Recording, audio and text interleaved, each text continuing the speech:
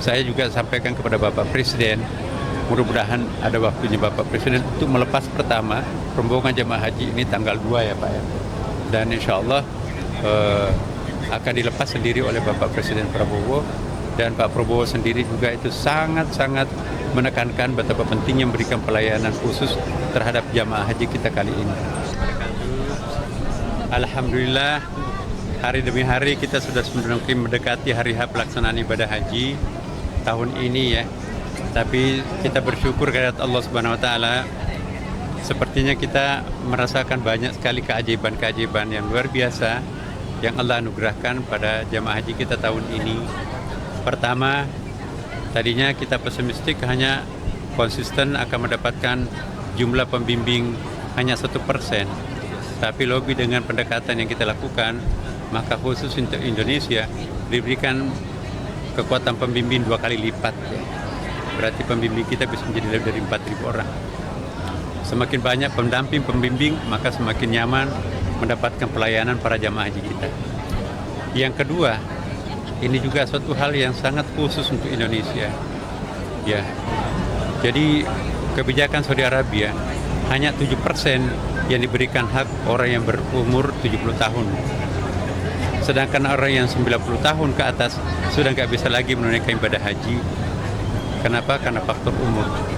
Lobby dan pendekatan yang kita lakukan, ya, maka saya langsung menemui Menteri Haji dan juga Menteri Kesehatan, akhirnya dikabulkan khusus untuk Indonesia. Ya, maka yang kita tekankan adalah isti'anahnya, bukan istita'ahnya, bukan dari aspek-aspek umurnya. Alhamdulillah juga dipenuhi.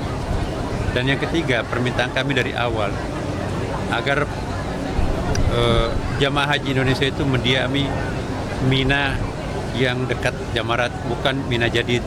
Karena dalam masalah ini ada masalah fikih, Imam Syafi'i itu menganggap ini ada persoalan kalau kita di luar Mina melakukan pemondokan. Maka ini yang pertama kami minta kepada pemerintah Saudi Arabia, dan sejak awal memang diiyakan, dan alhamdulillah kita mendapatkan tempat di inner circle-nya Mina. Kemudian juga kami juga patut menyampaikan di sini ya, bahwa teman-teman juga sudah berikhtiar sedemikian rupa untuk memberikan pelayanan lebih mudah kepada para jamaah. Maka tahun ini kita perkenalkan secara resmi, kita melakukan apa yang disebut dengan murur, dan kita juga melakukan tanazul. Apa itu murur? Murur itu kan nomenklatur baru ya. Dulu kalau kita melakukan ibadah haji harus bermalam di Musdalifah. Ya, turun dari bus. Nah, persoalan kita mencari busnya di mana, kemudian juga gelap-gelap, dan seterusnya banyak persoalan. Nah, di sini dimungkinkan kita untuk tinggal di mobil. Ya, karena juga macet kan, dia analogikan itu sama dengan al-mabit di Musdalifah, bermalam di Musdalifah, terutama untuk para lansia. Maka itu tetap di mobil. Jadi ini ditolerir, dan juga secara fikih tidak ada masalah. Dan apa itu tanazul?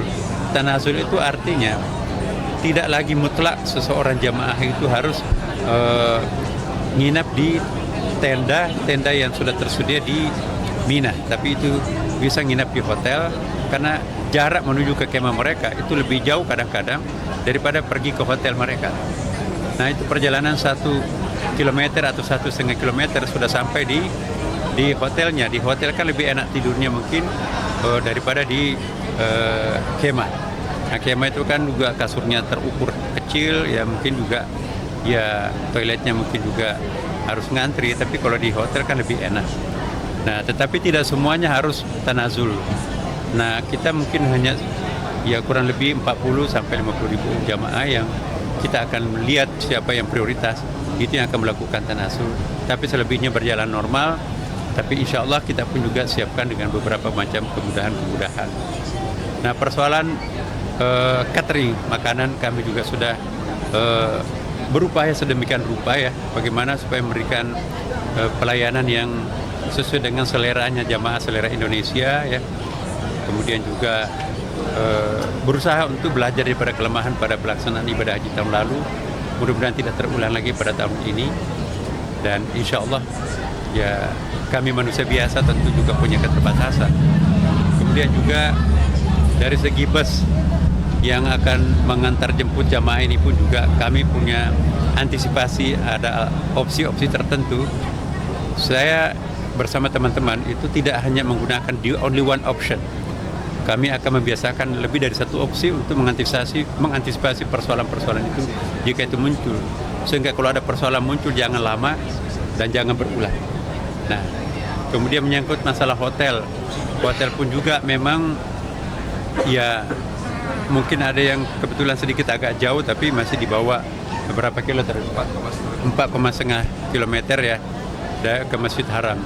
Tapi seperti tadi yang saya sampaikan di pengarahan ya, yang namanya keberkahan Mekah itu bukan hanya di pelataran kota, pelataran Ka'bahnya, tetapi semua tanah haram itu adalah sama persis, insya Allah.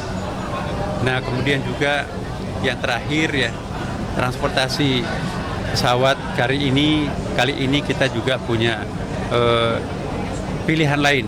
Misalnya kita melibatkan Lion juga, tapi Lion itu konotasi hukum internasionalnya itu sama, jangan mengasosiasikan dengan cerita-cerita orang tentang Lion ya kan.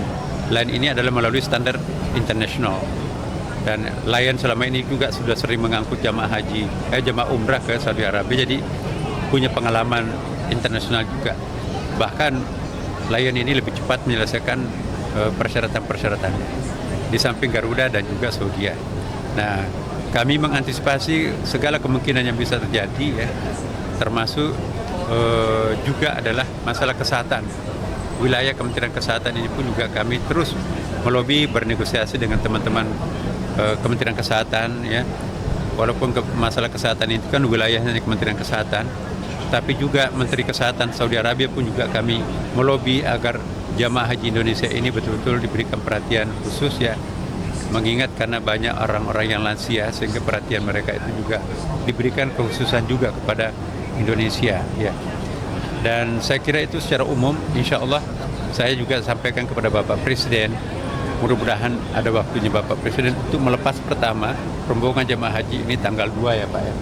Dan insya Allah akan dilepas sendiri oleh Bapak Presiden Prabowo, dan Pak Prabowo sendiri juga itu sangat-sangat menekankan betapa pentingnya memberikan pelayanan khusus terhadap jamaah haji kita kali ini. Ya, berkali-kali Pak Presiden itu mewanti-wanti kepada kami penyelenggara agar jangan ada keterlantaran jamaah. Tapi kami sudah berikhtiar sedemikian rupa, kalau seandainya para jamaah haji nanti ada case-case tertentu, ya saya mohon maaf karena kami sudah berikhtiar sedemikian rupa ya. Tentu juga saya bekerja sama dengan media. Kali ini mungkin media yang paling besar kami berangkatkan ya, tidak seperti tahun lalu. Kami ingin supaya media ini juga membantu memberikan informasi yang terang benderang kepada masyarakat kita. Jangan dari media-media yang mungkin tidak jelas, bahkan kadang-kadang juga ada fitnah dan sebagainya.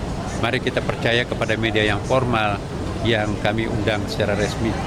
Dan sekali lagi, ini atas kerjasamanya teman-teman para media semuanya ini, maka insya Allah kita akan menggapai tujuan kita bersama. Saya kira itu yang sangat penting.